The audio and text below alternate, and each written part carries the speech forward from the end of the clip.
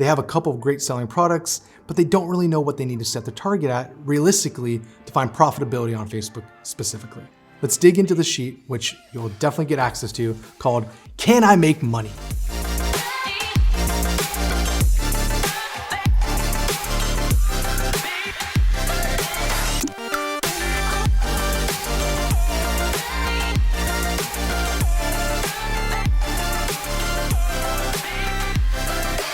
All right, guys, welcome back.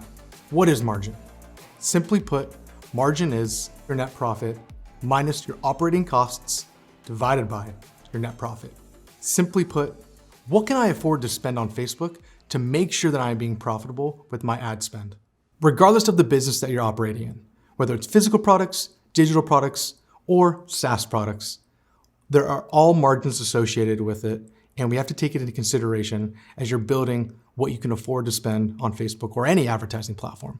Let me show you what it looks like. All right, guys, the first thing that we're gonna focus on is an e-commerce business. Why? Because it has the most moving pieces and potentially the most error for choosing your margin. And if you get this wrong, we're not gonna find success on Facebook, especially as you're increasing that spend. Okay, what we're gonna do to give you a clear example of how this actually works. Here's Brick Market Boutique, an e-commerce store that's just about to start selling online. Now, they have a couple of great selling products, but they don't really know what they need to set their target at realistically to find profitability on Facebook specifically. Let's dig into the sheet, which you'll definitely get access to, called Can I Make Money? That's as simple as it is because can you make money? Let's dig in and see how this works. Just to recap, the types of businesses that we'll be talking about or the type of businesses and margins that you need to consider when setting your price of selling. You have physical products, product costs associated, shipping costs, and obviously your fulfillment. Digital products, the time spent to do it, the platform you're gonna use, and back to SaaS or subscription, the platform, the software, and the people that are maintaining it. All right, so for Brick Market Boutique, she has 3 best-selling products. Which product should we start with so that we're selling it on store and we're finding profitability as soon as we start spending some dollars? Well, here's what we understand so far. The Daisy Tote is $5 landed cost to us, and we want to sell it for $25. What do we need to be at to find profitability? The Daisy gown, a little bit higher quality, nicer product, it's $30 to us. It's expensive. How can we make sure we're making profit on it? Is pricing it at $65 the correct way of doing it? And then finally, our faux furry slips. At $8 to us, pretty cost effective, and we really want to sell 32 because we think it's gonna be a great driver to the store. So if we use this Can I Make Money template, it should be able to spit out exactly where you should be in setting your price points and at least understanding where your margins are so you can choose between how much you want to purchase and how much you want to sell it for. So as we scroll on up, there's 3 parts to this. On the right side is going to be all your fixed costs and associated costs to selling on platform. On the left side is going to be an automated, you guessed it, calculator. It's going to be loading in your inputs on the right side. So I've highlighted it, I've explained it. Anything that says touchy, you may touch. Now, if it says no touchy, do not touch. It's going to automatically populate for you. And then lastly, right below it, your marginal ROAS targets. This is going to give you an idea of what you can do if you want to set a discount, if you want to set a new customer offer, which we'll talk about in the rest of the channels, because there are some incentives that you have to consider when selling online. So let's walk through it. Here's how you use it. Your credit card fees, based upon using Shopify, which is something that we totally recommend because it's the easiest and most user-friendly setup. Now, you can still use ClickFunnels, you can still use lead pages, but I do recommend, even for SaaS products, we're finding success on selling on Shopify. Super easy to customize and great templates to use. On average, it's about 2.5% of what the credit card fees are gonna be, so we're leaving it here. You don't have to touch this. Depending on the country you're in, it might rotate and change for you, but still, 2.5 is the general standard that we see across our stores. Merchant processing fee, or the fee it takes when there's a transaction there. Generally, it's about 30 cents per transaction. It will fluctuate depending on the price of the product. Something to consider and make sure you dig into that when you're about to sell your product. But based on, again, the stores that we have, 30 cents is the general fee. Then you have your shipping costs, all things associated with getting that product to the customer. Something why we need to consider is the customer paying for it, or are we, the brand or the business, paying for that cost?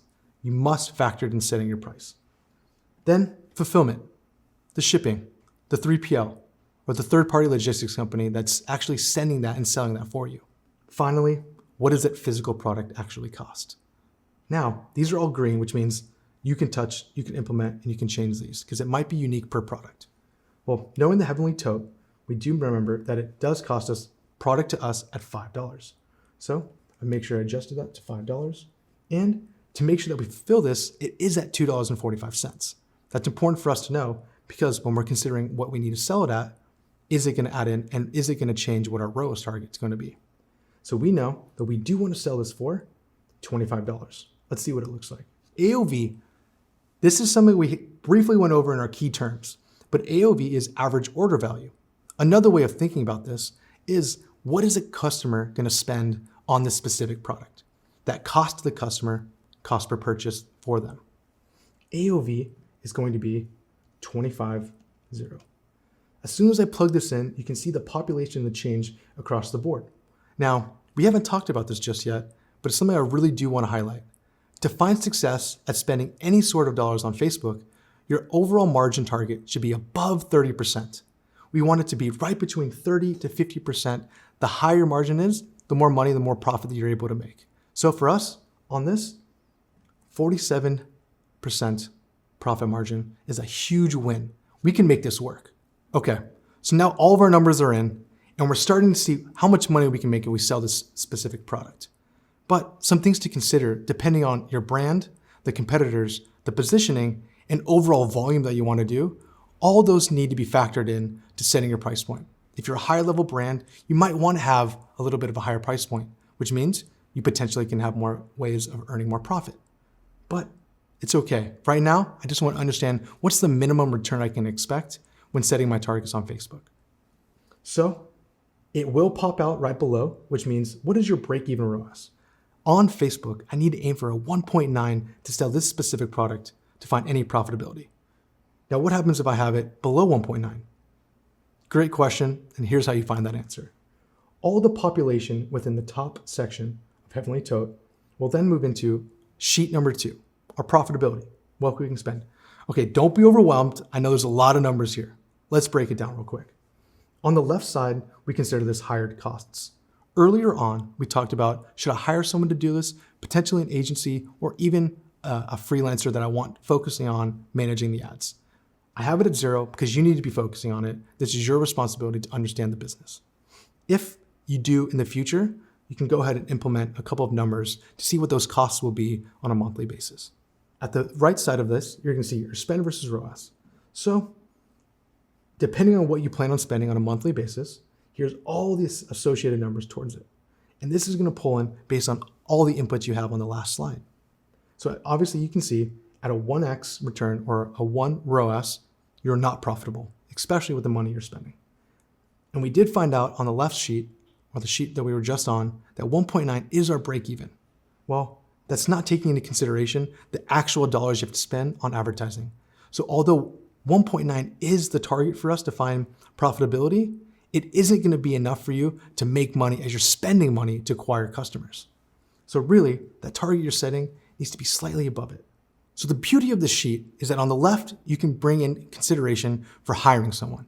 Say you want to bring in a freelancer or an agency or somebody else that isn't you to manage your costs, you can implement this here and it'll adjust it to the right.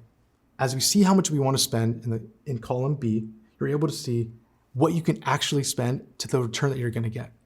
And now you start seeing this gradual color change. Red is a no-go zone. The more we're spending, the less we're making, and the less we're going into negativity. As we slide right towards the profitability mark, which on the sheet before, we found out that 1.9 is our target. Now that's without considering how much ad spend we have going. So it really does need to be a little bit higher. So as you see the gradual change of red moving towards the right to more white and all the way into the green where you really do find your money, this is so important to make sure you're detailed on. As we understand, a 1.9 is profitable for that one product, but you didn't consider how much you had to spend. So realistically, it needs to be slightly above it at a 2x return. That's where you start seeing there's no negative here and you are in the green. You are in the money. So what I'm going to do is I'm going to hide this column real quick and make note of what I can spend at what return. So simply hold it, to touch. I'm going to go ahead and hide column C through 11. Great.